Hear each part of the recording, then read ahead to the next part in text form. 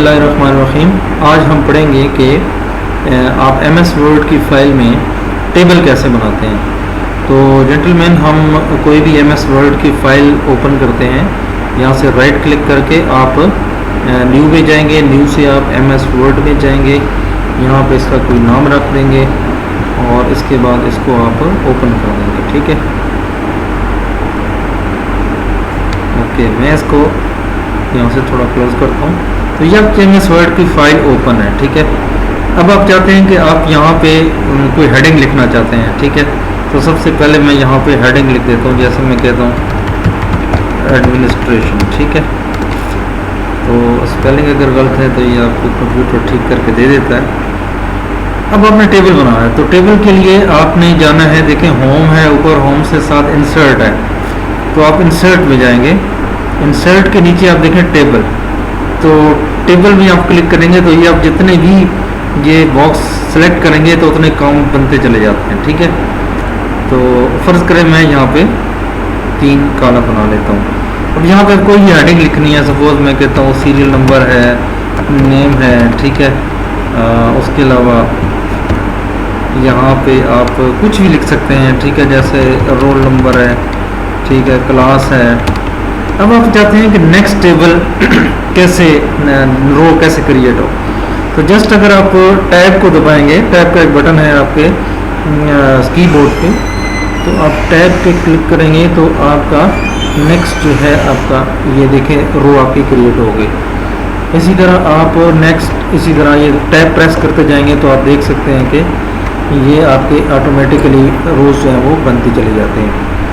अब मैं चाहता हूँ कि इनका डिस्टेंस ज़्यादा है, इनका डिस्टेंस मैं कम कर दूँ। तो अगर आप अपने कर्सर को अगर आप ऐसा करेंगे, यहाँ पे देखिए आपने इस पर बिल्कुल लाइन पे लाया तो ये एक डबल लाइन बन गई, तो इस पर आप क्लिक करके तो आप इसको देखें ड्रैग कर सकते हैं। इसके अलावा आपका ये जो कॉलम है ये छोटा बड़ा हो सकता है। ठीक है, इसको भी आप अपनी मर्ज़ी से ऐसे छोटा बड़ा कर सकते हैं। अब आप चाहते हैं कि मैंने तो एक और कॉलम भी ऐड करना था जो आपको उस वक्त भूल गया है, तो आप कैसे करेंगे। तो आप यहाँ से पहले में सिलेक्ट करेंगे और इसको इस तरह नीचे ड्रैग करेंगे, तो ये पूरा लास्ट कॉलम आप सिलेक्ट करेंगे। ठीक है, या फिर यह है कि आप इस कॉलम के ऊपर अगर देखें तो ऐसे जब कर्सर लाते हैं तो एक डाउन एरो का निशान बन जाता है, तो आप इसमें सिलेक्ट कर लेंगे सारा और फिर आप इसी जगह पे अब राइट क्लिक करेंगे। राइट क्लिक करेंगे तो आपने इंसर्ट में जाना है। तो इंसर्ट में आप देखें तो ये कहता है कि आपने लेफ़्ट साइड पे कॉलम इंसर्ट करना है, राइट पे करना है, ठीक है, रो इंसर्ट करनी है। तो हमने क्योंकि कॉलम इंसर्ट करना है और राइट साइड भी करना है, तो ये हम इस पर क्लिक कर देंगे। तो देखें एक आपका और कॉलम जो है वो बढ़ गया। तो यहाँ भी आप अपना कोई भी नाम लिख सकते हैं, जैसे मैं यहाँ कह सकता हूँ कि मैं कहता हूँ यूनिवर्सिटी। ठीक है,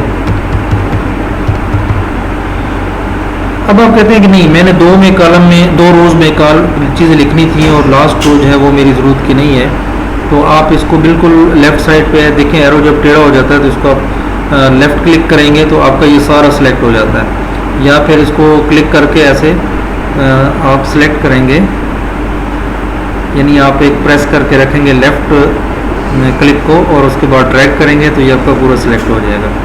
और फिर राइट क्लिक करके इसी के ऊपर अगर आप कट कर देंगे तो ये यहाँ से आप क्या करेंगे, डिलीट रोज़ कर देंगे। ठीक है, तो डिलीट रोज़ करेंगे तो आपकी ये रो ख़त्म हो जाएगी। तो इसी तरह आप मज़ीद कोई कॉलम करने हो तो यहाँ क्लिक करके इसको आप करना चाहते हैं, टैब दबाते जाएँ और आपकी रोज़ जो है वो बढ़ती जाएगी। अब आपको कॉलम डिलीट करना चाहता है कि नहीं, ये कॉलम मेरी ज़रूरत का नहीं है, तो आप कोई भी कॉलम देखें, जब आप इसके ऊपर लाते हैं तो ये एरो बन जाता है, तो अब आप जब क्लिक करते हैं तो आपका ये पूरा कॉलम सेलेक्ट हो जाता है। फिर आप राइट क्लिक करें तो उसके बाद आप जहाँ पे ऑप्शन आ जाता है डिलीट कॉलम, तो ये आपका कॉलम पूरा जो है वो डिलीट हो जाएगा।